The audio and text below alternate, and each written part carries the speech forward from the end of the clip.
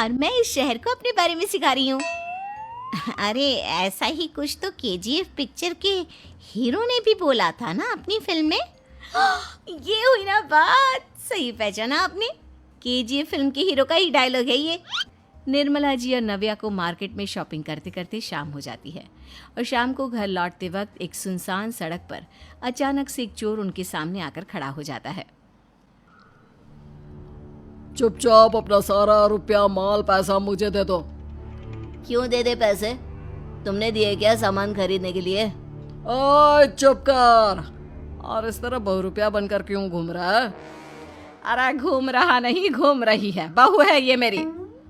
लेकिन देखने में तो तुम्हारा बेटा जैसा लगता है। वैसे कुछ भी कहो, बेटा है बड़ा हैंडसम। अरे चुप कर, कहा ना बेटा नहीं बहू है मेरी, बहू है। अच्छा ठीक है, तो ऐसे कहता हूँ, तुम्हारी बहू बहुत हैंडसम है। ओए मिस्टर चोर, ज्यादा बातें बनाने की जरूरत नहीं है। चुपचाप यहाँ से निकलो, तुम्हें कुछ नहीं मिलने वाला। ऐसी बात है? एक मिनट रुको, ये देखो मेरे हाथ में गन है ना, गन। तुम दोनों का भेजा उड़ा दूंगा। नव्या लपक कर वो गन चोर से छीन लेती है।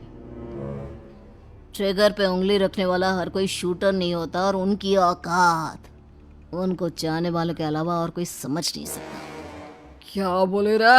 ये लाइन तो मैंने कहीं सुना है।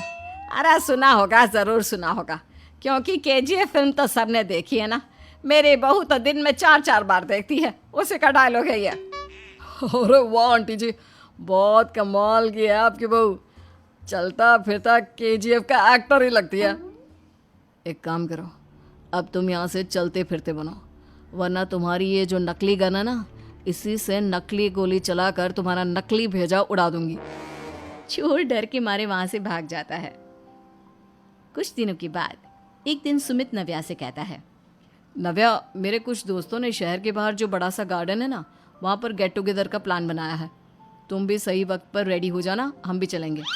रेडी होने में तो मैं माहिर हूँ, और आप तो जानती ही है ना मैं कैसे रेडी होती हूँ। नव्या प्लीज, इस बार मेरी बीवी की तरह बनकर तैयार हो जाना। केजीएफ का एक्टर फिर कभी बन लेना।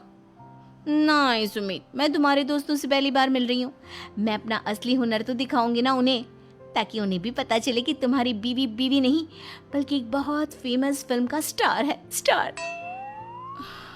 ठीक है, तुम्हारी जिद के आगे मेरी कहाँ जलने वाली है। और फिर सुमित अपनी बीवी को लेकर अपने दोस्तों के पास पहुंचता है। यह है मेरी पत्नी नव्या। अरे मुझे तो लगा ये तुम्हारा कोई नया दोस्त है। हाँ, मैं भी बहुत देर से सोच रहा था कि सुमित का नया दोस्त तो बड़ा हैंडसम है।